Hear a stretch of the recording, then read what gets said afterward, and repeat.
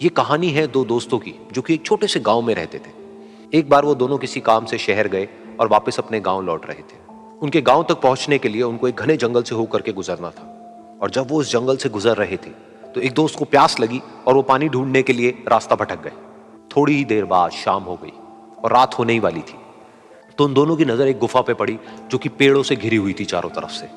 तो उन्होंने सोचा कि यही जगह ठीक है रात बिताने के लिए। तो दोनों ने कुछ लकड़ियां इकट्ठी करी, उस गुफा के अंदर गए और आग जला करके वहां पे बैठ गए। रात का वक्त था, गुफा के अंदर आग जल रही थी, बाहर बिल्कुल अंधेरा था और कुछ जानवरों की आवाजें आ रही थी। तो उन दोनों में से जो एक दोस्त था वो अंदर ही अंदर डरने लगा, क्योंकि उसने भूत प्रेतों की बहुत कहानियां सुनी थी कि रात के वक्त जंगल में कुछ भयानक आत्माएं भटकती हैं और अगर उनको कोई ऐसा भटका हुआ आदमी मिल जाए तो उसको नहीं छोड़ती। तो जब उसने भूत प्रेतों की बात अपने दोस्त से करी तो उसके दोस्त ने हंसते हुए उससे पूछा कि क्या कभी तूने किसी भूत को देखा है? तो उसने कहा नहीं, मैंने तो नहीं देखा, लेकिन मेरे कुछ जान पहचान के लोग हैं जिन्होंने देखा है। तो उसके दोस्त ने उसको समझाने की बहुत कोशिश करी कि यार ऐसी सुनी सुनाई बातों पर विश्वास नहीं करते हैं, अब तू सो जा और मुझे भी सोने दे, मुझे नींद आ रही है। और इतना कह करके उसका दोस्त वहीं पर लेट गया और थोड़ी देर में सो गया। लेकिन वो जो अंदर से डरा हुआ था वो लेट तो गया, लेकिन उसको नींद नहीं आ रही थी। उसको लग रहा था कि शायद यहां पर कहीं कोई है जो छुप करके कहीं से उसको देख रहा है। उस आग की वजह से कुछ परछाइयां बन रही थी वहां पर पत्थरों पर, तो उन परछाइयों को देख करके भी वो डर रहा था। फिर कुछ घंटे तक ऐसे ही चलता रहा। फिर उसके बाद में क्योंकि वो थका हुआ था तो उसको नींद आ गई। लेकिन नींद आने के कुछ देर बाद ही उसको एक सपना आया।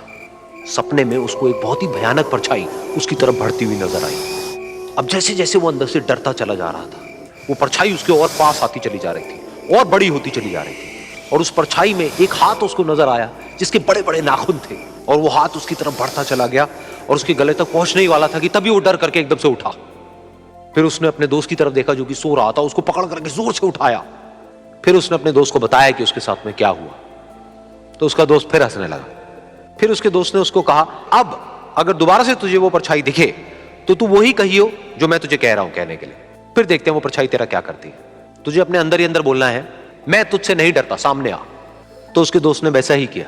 थोड़ी देर बाद दोबारा से उसको सपने में वही परछाई नजर आई और वो परछाई धीरे धीरे उसकी तरफ बढ़ने लगी। लेकिन इस बार वो उस परछाई से डरा नहीं, बल्कि अपनी पूरी हिम्मत जुटा करके उसने वही कहा, मैं तुझसे नहीं डरता, सामने आ। मैं तुझसे नहीं डरता, सामने आ। मैं तुझसे नहीं डरता, सामने आ। जैसे जैसे वो ये बोलने लगा वो परछाई छोटी होने लगी और उससे दूर होने लगी।